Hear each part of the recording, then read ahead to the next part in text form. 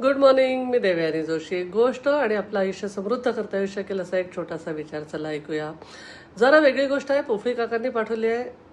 एका मुलीची, ती मुलीच्या म्हणजे त्या मुलीला तिच्या मैत्रिणींबरोबर राखी बांधायला जायचं असतं जवानांना. त्याच्यावरती ती गोष्ट आहे. तर ती मुलगी ती सगळ्या जवानांना सुटेबल राख्या कशा सगळ्यात स्टेनगन वगैरे असं सगळं राख्या गोळा करून त्या सगळ्या मैत्रिणी जातात. त्या मागे लागतात त्या वडिलांच्या. तर ते वडील त्या कर्नल साहेबांना फोन करून विचारतात. ते कर्नल साहेब म्हणतात की काही काळजी करू नका, बच्ची हमारे साथ है. ते कर्नल कृष्ण प्रकाश सिन्हा म्हणून कोणी, त्यांचं पूर्ण घराणं आर्मीचं आहे. त्यांच्यासोबत ती जी मुलगी गेली परमिशन रिझर्वेशन वगैरे सोपस्कार करून, त्याच्यावरती गोष्ट आहे. तिथे पोचून त्या मुलीनी जो काय त्यांना मेसेज केला किंवा फोन केला त्याच्यावरचं ऐका. ती म्हणाली, बाबा आज सकाळी जेसलमेरला पोचलो, तिथून 40 किलोमीटरवर ही चेकपोस्ट आहे. इकडे तिकडे नुसतं वाळवंट, रणरण, तो ऊन, 40च्या वर टेम्परेचर, वाळूत रेग मारावी तसं तारांचं फेन्सिंग. पलीकडे नापाक पाकिस्तान, तिथल्या प्रत्येक गोळीच्या टप्प्यात हे लोक होते.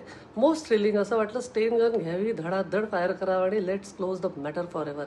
280 किलोमीटरच्या आसपास पसरलेली बॉर्डर, इथली 150च्या आसपास चेकपोस्ट, काही ठिकाणी दलदल, चिखल, दिवस रात्र, ऊन पाऊस, नो एक्सक्यूज. 24/7चा खरा अर्थ इथे समजतो. Always on duty. आणि मोस्ट शॉकिंग, ज्या राख्या घेऊन हे गेले होते ते तिथे गेल्यावर उडलेच, कारण काजलचा भाऊ नाही तर तिथे मोठी बहीण होती, तिचं नाव राखी, आणि तिच्यासारख्या अजून 399 होत्या. 400 जणींची ती बटालियन आहे. त्या बटालियनचं नावच भारी आहे, सीमा भवानी. आम्ही राखीताई आणि तिथल्या काही जणींना औक्षण केलं, राखी बांधली, मिठाई भरवली. दे वर व्हेरी हॅपी. दुर्गा होती त्यातली प्रत्येक जण, मर्दानी प्रहारी. पलीकडच्या बाजूला त्यांनी ओरडून ओरडून धमक्या दिल्यात की ते म्हणतात आम्ही आयुष्यात विसरणार नाही आजचा दिवस. इतकं छान त्यांनी त्या पाकिस्तान बॉर्डरवर तो वेळ स्पेंड केला. तासाभरांनी त्यांनी कर्नल साहेबांना फोन केला की थँक्यू, आमच्या मुलीला असा एक्सपिरियंस आला. तर त्यांनी सांगितलं 93 की बात है, काश्मीर में पोस्टिंग थी हमारी. अनंतनाग के पास एक सर्च ऑपरेशन चालू था. पंडित के घर को अटैक किया था. मिलिटेंट्स थे, आधा घंटा फायरिंग चालू था. 2 को मारा, 2 भाग गए, घर के अंदर घुसे तो सब खत्म हुआ था. पूरी फैमिली लाल रंग की होली खेल चुकी थी. बेचारा बाप आखिरी सांस गिन रहा था.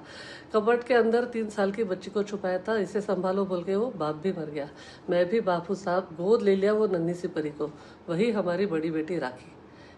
आता हे शॉक झाले. राखीची गोष्ट ह्यांनी कधीच ऐकली नव्हती. जो रक्षण करतो तो भाऊ, आता रक्षण करणारी बहीण सुद्धा.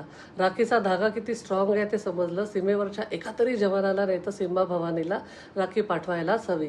We care, we respect, we salute. हा राखीचा धागाच देश बांधून ठेवताय. Salute Indian army. सलाम, नमस्ते. येणाऱ्या रक्षाबंधनाच्या हार्दिक शुभेच्छा. Stay bless. I love you all.